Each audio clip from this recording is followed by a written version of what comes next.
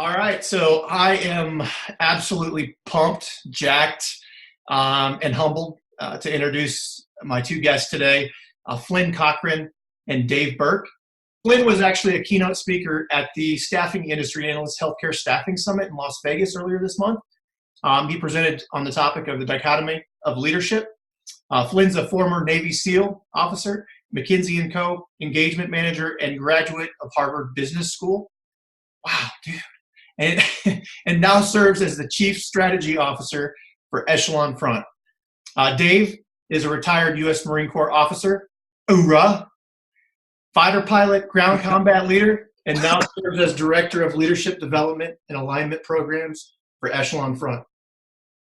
Echelon Front's mission is to help organizations build high-performance teams that win, providing practical, experience-based solutions to complex problems based on combat leadership lessons learned through a myriad of dynamic leadership challenges. Gentlemen, thank you for taking time out of your busy days to join me today. And most of all, thank you for your service to our country. It's a pleasure to be here, Adam. Thanks for having us. Thanks, man. Good to be here.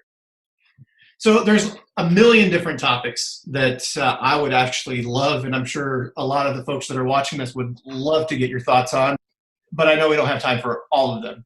Start things off and kick things off with this topic of extreme ownership. So talk to me about what extreme ownership is. Dave, I'll go ahead and hand off to you, man. Yeah, look, I think the idea of extreme ownership sort of underpins all the things we talk about, and it's a good place to start. And it's really the mindset that the things in your world, the things that affect your world, your mission, the people you work with, your life in general, is the mindset that you're responsible for all those things. We kind of live in a world where a lot of times that we find reasons or excuses, we find ways to kind of place blame or point the finger or kind of feel somewhat victimized by the environment around us. But unfortunately, those mindsets don't help us solve the problems in our world. And if you take the idea of extreme ownership, which is that everything that affects your world, everything that affects the things that you're doing is something you have a ton of control over and you're responsible for. What it allows us to do is help fix and solve the problems that we're dealing with in our world. And every person in the world has problems, personally, professionally, and otherwise. And really, when we talk about the mindset of extreme ownership, it's just really the recognition that not only do we have a lot more control of the world around us, even the things we don't actually control, we do control how we react to them. And so when we talk about extreme ownership with other people, we talk about the idea that this is about you. Everything in your world is about you. And you have an outsized amount of influence and control over what you do and how you respond and how you solve those problems. And if you take that attitude, it actually ends up influencing the people around you to do the exact same thing, and it helps you solve the problems in your world.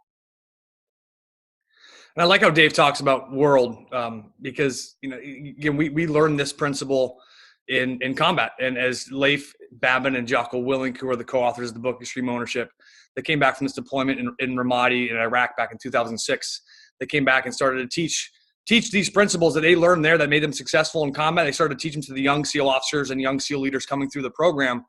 They had this really awesome leadership laboratory, meaning they had a bunch of platoons running through this training program that were essentially the same, right? The same number of officers, same number of enlisted personnel, same weapons, same tactics. Everything was the same. And the defining characteristic of whether a platoon was going to win or a platoon was going to lose and not be effective was this idea of ownership, and eventually became extreme ownership. That every platoon, every organization, every team, every leader has problems. It doesn't matter. Actually, everyone's got problems. It's what you do with those problems. You can either blame someone else or you can take ownership of those problems and get those problems solved. But that's fundamentally what we talk about. And Dave and I actually had a really cool, one of our long-term clients we work with. We were there out in Jersey this week, and one of the senior leaders came in, and she was a little bit late to the meeting because she's just been working like crazy, right? And she's at her wit's end. You could tell she was tired. She was in a lot of ways strung out, and she went into this whole rant, right? We're talking about extreme ownership. This is our 7 months into this program.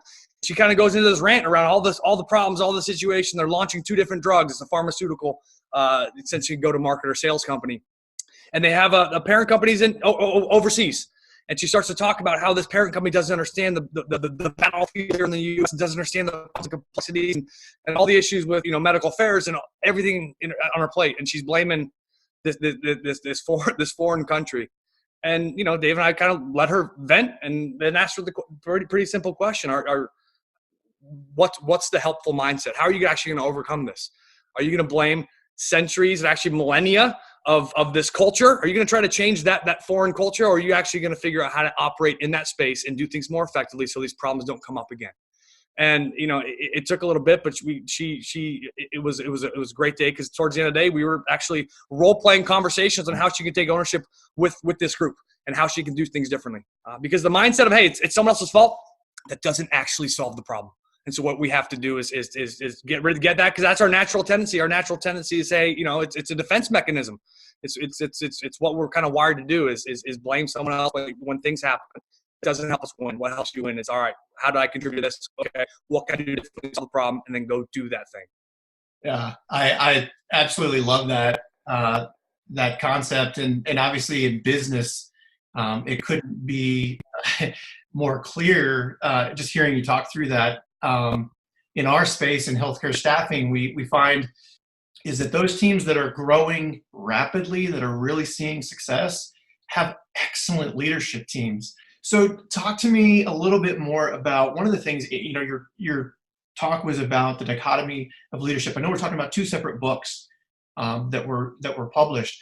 Talk to me a little bit more about the dichotomy of leadership and kind of maybe give the audience a little bit of an understanding of what that exactly is. Sure. So to understand the dichotomy of leadership, you actually have to understand the first book for the most, because the first book's called Extreme Ownership, and Leif and Jocko wrote this book. Again, they came back from this deployment. They took over training roles. So Jocko led all of the West Coast SEAL training, and Leif took over all of the junior officer training coming up through the training pipeline. And they realized there wasn't any leadership doctrine in the SEAL team. It was all kind of OJT, on the job training. If you had if you were fortunate enough to get sent to a platoon that had a leader in there that wanted to mentor you and train you, then you were good to go. But a lot of it was up to chance. And so they came back to, hey, that's we can be more effective. We can be more deliberate in how we teach good leadership and develop our people. And so they actually put a framework together, and this framework was essentially what you find in Extreme Ownership. It's really broken up into two sections. One's the 4 laws of combat, which are the actions and behaviors that you see the best leaders do and best teams do. This is the top performing teams do these things. And then what allows you to do those things, those behaviors, a number of mindsets. And the most critical mindset of them all is this idea of extreme ownership. And so that was the framework they put together. They started to teach these young SEAL leaders. They got out of the military and started to kind of teach companies this, and realized, you know what, we should probably write a book. They wrote the book Extreme Ownership. The book launched, massively successful. Back in 2015, it launched, and it's been an extraordinarily successful book. And as they started to go out and work with companies who had read the book and taken this book on board, they realized that, hey, you know what, maybe this idea of extreme ownership, while it's like a really cool, catchy brand and it's a good branding and it's actually not what we're talking about here, because their really good leadership isn't extremes in either direction. And what they saw is that a bunch of the leaders who read this book and resonated with extreme ownership were like, yeah, finally someone's telling me, Jocko's saying I can take ownership. I'm going to take ownership of this, that, and the other thing, right? They take ownership of everything. And all of a sudden, they're micromanaging the people, and their people aren't making decisions. The people are freezing up and waiting for orders all the time. And they realize, you know what? Like what we've done is actually we haven't explained it in a way that is effective. And so what they did is came back and all the questions, all the issues that they're running into with these companies that they were teaching these principles to was around this dichotomy. And the dichotomy is there's kind of two sides to both coins, and you have to actually be able to go back and forth. So in one breath we say extreme ownership, everything impacts your mission, everything impacts your world. And the next breath we say decentralized command, which is the 4th law of combat, is a pushing decision making down to the lowest level, allowing your people to lead, allowing your people to actually make some mistakes, in order to teach them and develop them. All right, so which one is it? And the answer is it's a balance, and you actually have to slide up and down that scale as required by the mission, as required by the people. And so there's a bunch of dichotomies. There's 12 dichotomies that are outlined in this book that are kind of the 12 most common issues with that leaders face. And so they talk through a little bit of a combat example where they learned it. They go through the principle, what they're talking about, and then there's an application to business, similar to how Extreme Ownership was written. But that really became the dichotomy of leadership is the answer to all of that. Whenever the Q&A, the answer is actually it's a dichotomy, and it's a balance, and you have to figure out where on that scale to play on. That's fantastic. I think we have a little bit of a mic issue. I think Flynn, it might be your mic right there towards the end. Probably. I was the one screaming and yelling. So Yeah, we're good now, I think. But no, that's it gets too loud. I'll try to keep it. so. Down. So I love the concept, decentralized command. How do you teach that to someone who's new to leadership? How do they know when it's time for them to empower the people that they're working with, and when it's not? Because frankly, I mean, sometimes you get somebody in a position and they're not ready. I think what Flynn described really kind of gets to the heart of your question there, Adam. I mean, is that it is always a gray area. There's no black and white. If it was that simple and straightforward, it actually wouldn't be that hard. I could get a little template. Flynn could just check off what he can and can't do. I go give him a bunch of tasks, and everything's pretty binary and straightforward. Obviously, we know that that's not how the world works. And you even asked something earlier when you were making a comment that got to the heart of what Flynn and I, preach and teach all the time, is that leadership is the differentiator between successful companies and companies that aren't successful. So these companies you're talking about right now that are expanding and growing and getting bigger and their influence is growing, these are well-led companies, which is 100% true. Poorly-led companies don't do well. They perform poorly. But if you think about it in those terms, what happens to a leader who is a company or a team that's growing and expanding, increasing responsibility? That leader can't do all these things by himself anymore. That leader needs people to help them. That's what that growth is all about. You bring people on board. And then the process of you're talking about decentralized command. It's something for listeners to think about, though, too. When we talk about decentralized command, Flynn and I talk about that as sort of the culminating aspect of leadership. It's the last thing you really get to. And I would love to have a team of 10 different people that know exactly what they can and can't do and exactly what responsibilities and what decisions they can and can't make. I want that. And I actually want to empower my people to go do everything so I can do nothing. That would be an ideal situation for me as a leader. But actually, to get to this idea of decentralized command and empowering our folks, you kind of have to start at the beginning. And the first thing you really need is a really good relationship with them. You got to understand what their life is like, what their world is like, where they come from. That helps you understand what they can and can't do. That's true for people on my team. That's true for people on other teams. That's true for my customers and my clients and other companies I'm working with. The strength of my relationships is actually the vehicle that allows me to better understand what they can and can't do, when I can cut them loose to go do their things, and when I have to kind of micromanage and spend time with them. And Flynn and I are always trying to draw parallels between what we talk about in business to what we talk about in life, and it's no different than my kids. I would love my kids to be able to do everything by themselves. That's my actual goal as a parent, is to facilitate that one day they don't need me at all, so I don't have to parent anymore. Any parent out there knows that never actually happens. You never get to the end. But we also know that all of our kids and the people around us grow and evolve and develop at different levels. And some things that my 10-year-old can do, my 8-year-old can't. Ironically, there's some things my 8-year-old can do that my 10-year-old can't. And what allows me to understand that isn't some sort of checklist or some sort of binary process. It actually is the strength of my relationship with them. Same with the two that are people I work with. And how do you get to decentralized command? Build very strong relationships. Develop and build plans that they understand, build a framework that they can contemplate in their own mind to implement themselves, make sure they know what they're doing and what's important, and then facilitate their growth. And what I really just described is the continuum of what we call the laws of combat, the actual behaviors of good leaders. And that's really what the book Extreme Ownership builds as a framework. And so while I'd love to give you an answer, how do you know and how do you don't know, the standard top-down answer is probably very similar to the SEAL teams is, it depends. It always depends. But just make sure the people out there are thinking about how to develop that decentralized command mindset, is that's the end of the process, not the beginning. The beginning of the process is getting to know your people really well, understanding their world, having some empathy for what they're going through, and recognizing that everybody in your team is different, have different needs, different wants, need different things from you. And the better you are at that, to be quite honest, the easier decentralized command is. If you try to skip to the end there, it can be much more challenging if you bypass the things that we talked about beforehand. So it's a really important question, and the answer is always, it's a gray area, just like you said, it depends. But what facilitates that is some other real deliberate leadership actions you have to take before you get to that, hey, go forth and do these things on your own step in the process, which we all want to get to, but it takes some time. That's one of the biggest challenges we see with the clients that we work with, especially long-term, that bring us in. And there's consistent, we work across all industries and really all functions. But when we come in and do long-term programs, most of the time it's a company that's growing pretty quickly. and the CEO or the key leaders like, hey, man, I need to get my next level leaders up to speed. They're not up to speed yet. So we come in and we have a conversation. We talk about this idea of decentralized command. And fundamentally, what some of these CEOs are actually telling us is that, hey, you know what, my people aren't good enough. Come and fix them. And they don't fully realize that it's actually on them. They haven't done a good enough job of creating a path and developing them and giving the opportunities to step up and lead, because they haven't needed to at this point, because it's maybe a smaller company and they're a couple hundred people or growing, and they've been able to kind of control everything. This idea of decentralized command is something they want, but they've tried to Dave's point, they've tried to go from just a functioning organization to, hey, decentralized command, why aren't you guys operating? We're growing, at a astronomical rate. I need you guys to step up. And they're frustrated.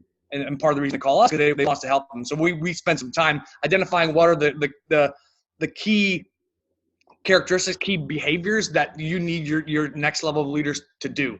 And then we start spending time on building those. And inevitably those behaviors and those mindsets align really well with what we teach and kind of how we teach it. That's great stuff. And Dave, I totally appreciate your answer. It depends. I think that's, it's on point, I think, with a lot of different topic areas when it comes to leadership. It's a standard consulting answer too, by the way. Awesome. Becoming good at. So, and one thing that you said, Dave, that I really liked was that you said, it's the vehicle that's used that ultimately leads to that decentralized command. And I think that's so important. I think that a few things that came out of that were humility, empathy, I think, or maybe it was just empathy. No, for sure. And so in the industry, as I see it right now that we work within, it's pretty male dominated. I'm gonna be honest, highly competitive, kind of like us, right? So former military, we probably PT still, we probably still participate in some sporting activities, or we're doing some extreme, whatever it is, right? So that type of male figure is pretty dominant in our space.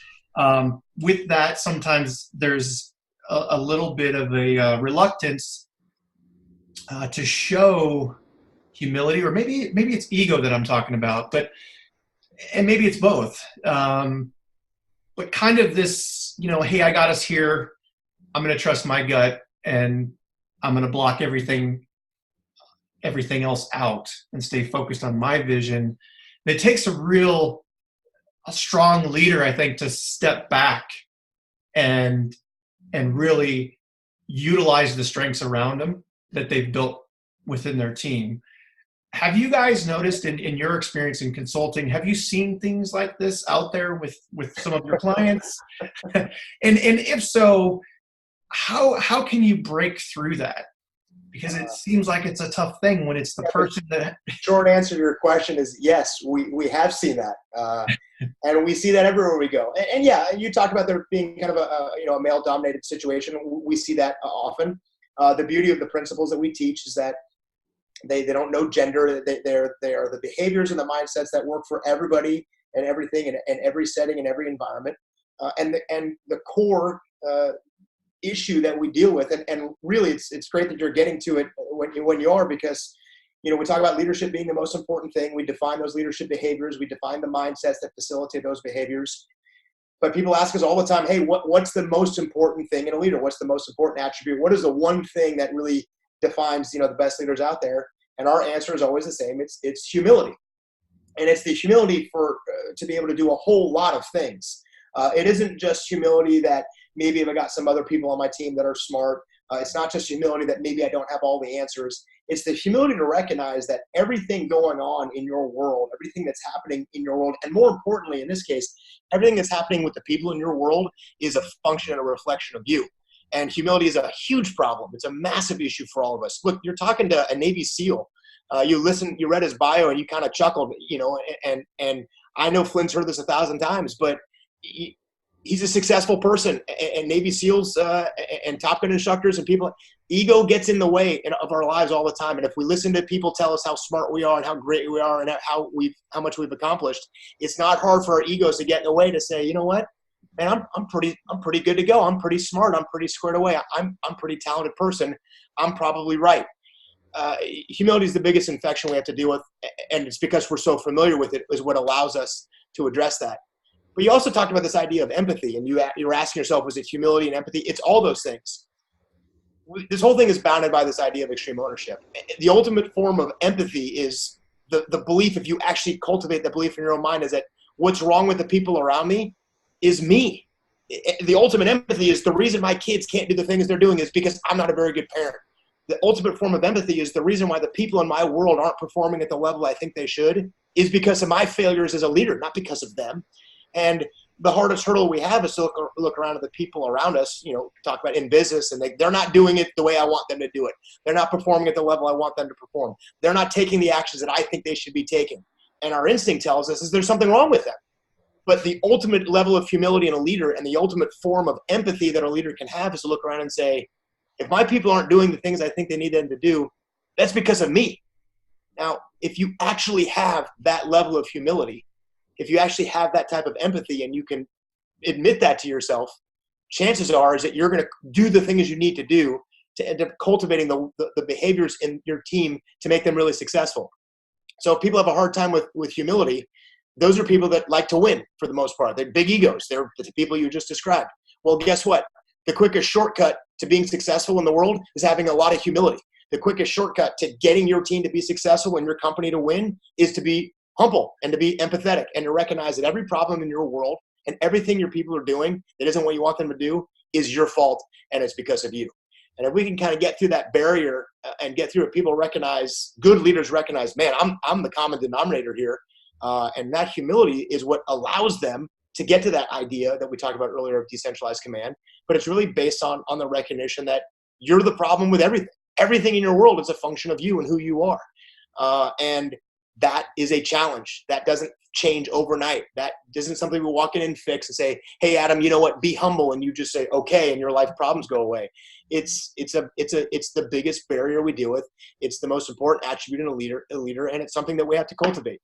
But when people start to figure out that humility leads to success, it actually becomes a little bit easier because it gets them what they really want, which is for them to achieve that vision you talked about or to be successful. But yeah, the long answer I just gave you is we see it everywhere, and it's probably the biggest problem we deal with all the time is people's egos. And that's not male-centric. We all have egos, and those egos can get out of control. And people keeping their egos in check are more successful than ones that don't. That's the bottom line. Yeah, and we see it everywhere, even at Echelon Front. Right now, it's primarily my colleagues. It's not me, but the rest of my colleagues have major ego problems. Right? Listen, it's a problem everywhere we go. Every family, every issue, it finally comes back to ego. And we talk about it with companies that we work with. Is ego is the number one killer in combat, right? It's the number one reason you won't plan properly, you won't train properly, you won't bring the right equipment, you underestimate your enemy, you go out and you lose your guys, or you die. So the number one killer in combat is ego. It's the number one killer in business as well. Same principles apply. Is once you think you have it all figured out and you stop improving, you stop innovating your services, you stop innovating your products, and if you stop innovating and stop getting better, someone else is going to go ahead and eat lunch and you'll go away. And it's the number one killer of families and relationships. It's the same idea, is that when you, again, similar idea, if you stop trying to have your wife fall in love with you or have your husband fall in love with you and continue to do those things that made you successful at that point, you stop doing those things because you think, we're good to go, then that's where rifts happen, right? So this idea of checking your ego when something goes wrong, looking in the mirror, hey, how did I contribute to this and what can I do differently? It goes hand in hand with this idea of ownership. And the only way you can actually have this idea of extreme ownership is really first step of being humble and checking your ego is kind of what we talk about. Yeah, that is fantastic. Fantastic stuff. I'm glad we're recording this because you guys have just blown me away. I think with just the real examples, and we even went through. We followed that all the way to relationships, and I appreciate you adding that, Flynn, because I think that's important. I mean, we don't live in silos. Our home life affects how we lead at work, whether we like to believe it or not. And so I think that's a fantastic point. And one thing, as you were talking, Dave, that I was thinking in my mind, I guess, is it really informs how you approach your conversations with your team too. So if I'm accepting that I'm responsible for this, for my team, and they're not accomplishing something that I want them to accomplish, that conversation that I have with those individuals is very different. It's more along the lines of, what can I be giving you or doing for you that I'm not doing right now to help you achieve the mission? Yeah, I mean, your goal there is to get your people to improve. Your goal is to get your people to get better. And it should be pretty obvious. The best way to do that is when they make a mistake or do something wrong, is you go at them and you tell them how screwed up they are and tell them all the things they did wrong, and you blame them and point the finger and criticize them. What kind of reaction do you think you get from people when you point the finger and place blame and criticize them? How do they typically react? Defensive. They get defensive. And typically people who are defensive and unhappy, they push back. Their performance doesn't get better. And you don't get what you want, which was them to improve. And that is, nobody can argue that. I mean, it's just human nature. That's what we do. But if I go in the exact same situation and Adam's not performing, is not doing any of those things, and I go, hey man, I'm realizing I haven't set you up to succeed. I haven't given you the training you need or the resources, or I haven't explained this very well. Here's all the things I'm doing wrong that are creating a problem for you. Here's all the things I'm going to fix about myself and what I'm doing to make your life better. If I have a good relationship with that person, what are you going to say to me when I tell you this is my fault? You're going to say, yeah, you're right, you're terrible, and I hate working for you? No, what we typically see is people go, hey, look, Dave, I really appreciate you saying that, but I could do a little bit better too. And all of a sudden, the outcome you want, they're taking those steps on their own. When we point the finger and place blame, people usually get defensive. Now, can I bully my subordinates in? If Flynn works for me, can I get in his face and point the finger and yell at him and scream him to get him to do what I want? Yeah, I probably can, and I might get a little short-term win. I'd like to see you try that. Yeah, maybe not Flynn, but it was maybe something. I get a little tactical victory. I get a little satisfaction. He goes, okay, I'm sorry, and he goes and does the thing I asked him to do. But what did I really do for myself in the long run? Did I really develop that relationship any better? Did I really put myself in a position where I now got this guy that's really invested and interested in performing better? Or is it someone who's just going to do whatever he needs to do to kind of get me off his back? In the long run, that isn't what works. And so it isn't just that we have to take this mindset. It's that we have to take this mindset all the time with everybody, everywhere. And that's why humility is such a huge barrier to that, because a lot of people have this limitation, this sort of internal boundary of, hey, I'm willing to take ownership of this and this, but once we get to this level, hey, I'm tired of this anymore. I got to hold my people accountable, and sort of that barrier exists, and then no longer does that approach work. And what humility prevents us from doing is truly acknowledging that we still are the problem. It's kind of the reason why Leif and Jocko wanted to use that word extreme. There were certainly some unintended consequences, but it's this idea that ownership doesn't have this limitation. It's you're going to take ownership of every single thing, everything. And to be quite frank, that's hard for us sometimes because those barriers exist, those limitations exist, and it's very difficult for us to start to take ownership. Examples like, I can't be the weather. I can't take responsibility for the weather. Like, well, no, you don't control the weather, but you 100% control how you plan for the weather. And really, we want to put ourselves in a situation that no matter what is going on, no matter what we're seeing, what behavior, what circumstance, regardless of what's happening in our world, we have to take responsibility for the solutions. We have to take ownership of what we are going to do to solve those problems. Because the minute we make it that it's somebody else, it's Flynn's fault, it's your fault, it's somebody else's fault, as soon as we accept that it's not our problem, guess what? The problem doesn't get solved, and it gets worse, and it doesn't help you in the long run. So it's a real critical thing that we try to cultivate. And again, that's a challenge, but that's really what this is about. So Adam, when your team maybe doesn't do something that they're supposed to do, or underdeliver, or fail a piece of the mission, why, as a leader, would you come into the conversation and take ownership? Why do you do that? I think that you do that to demonstrate to your team that you're accountable, Okay. And I think that by doing that, you're kind of role model. Yeah, so you kind of role modeling. You're modeling that accountability so that those individuals are gonna, they're gonna mirror that behavior. Okay. What else? What else? So you role modeling, that's important. What else? Why else would you do it? Because I feel like it's. I mean, this, without using an advanced term, I guess I think it's the right thing to do. It's your flag to bear, right? I mean, you're the one that's ultimately guiding the direction of the company. You've obviously, if you're the leader of the company, you're accepting that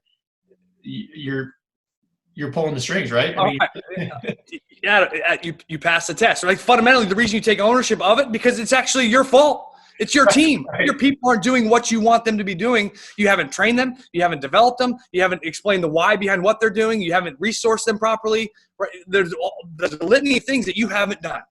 And you know, other people say, hey, you know, the reason you go into these conversations to take ownership is because, you know, people are defensive. And so you disarm them. And that's another benefit. Sure. You know, you want a role model, you want to disarm them. But fundamentally, the reason you take ownership is because if your team doesn't deliver, it's actually on you because you haven't done an effective job of leading them. Now, let's say your team screws something up and you go out and all right, hey guys, we screwed this up. I didn't give you what you needed. I'm going to give you what you need to go be effective. You give them the why, you train them, you develop them. They go out and execute and they fail. Now whose fault is it? Still yours. You didn't train. All right, good. It's still your fault because what you did wasn't effective. So what you need to do is change the approach. So you did A, B, and C. Okay, let's do D, E, and F. Now, the conversation changes. So this idea of extreme ownership, let's not confuse it with, hey, everyone has a seat on the bus forever. That's not what we're talking about. You, as a leader, you need to set a bar, and that bar needs to be high for performance. But it's your job as a leader to get your team up to that level. Because if they're not operating at that level, it's actually your fault. You haven't trained them, developed them, given them resources, done all the things required. Or at the end of the day, you haven't have to put them in a position, maybe they're in a position they can't be successful and they need to either move to a different part of the organization or out of the organization altogether. Extreme ownership isn't that, hey, everyone can play on my team forever. There's a bar that needs to be set, but it's your job as a leader to get them to that bar or get them to a position where they're successful or position off the team if they can't actually deliver what needs to be done. Yeah, that was you passed the test, Adam. Well done. Yes. Do I get like a shirt or something, or do I win a prize? You know, I mean, Dave will send you a cassette of Top Gun. He's got a bunch of Top Gun movies that he'll send you one. Yeah. Speaking of which, this is off topic, but Dave, I read somewhere like you were in charge of something. Can you tell me what you were doing with Top Gun? That's kind of interesting. You're dating me. It's been a long time since I was up at Top Gun, but I used to be at Top Gun many years ago. That's pretty awesome. So do you envision yourself as more of the Tom Cruise or more of the, I mean, are you Maverick, Goose? What was your call sign? Iceman. He was Iceman. Iceman. Yeah. All right. Never made a mistake. Answer that question, man. That's way off topic. I was neither of those guys. I did not come anywhere near as close as those two dudes. Somewhere in the middle, right? Yeah. Yeah. That's funny because you actually look at Top Gun. You have the extremes, right? You have Maverick. That's right. Right. That's both ends of the spectrum, right? You have the wild card, and you have the guy who follows every procedure perfectly every single time. And the answer to be an effective pilot is probably somewhere in the middle, right? Right. A little bit of balance there. Absolutely. Yeah. That's a good. You can use that going forward, Dave.